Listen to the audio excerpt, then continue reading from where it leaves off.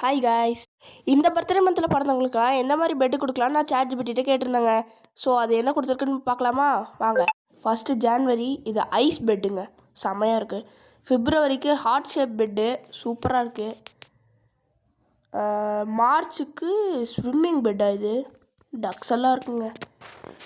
ஏப்ரலுக்கு இது விளையாட்டு பொம்மையாட்டு இருக்குது தெரில.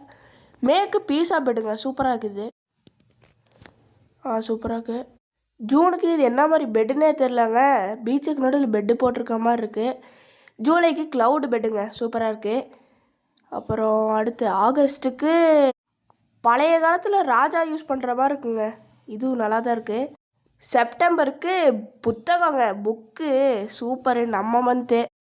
அடுத்து அக்டோபருக்கு சவப்பெட்டி, இதில் படுக்கிறவங்க சூப்பராக தான் இருப்பாங்க.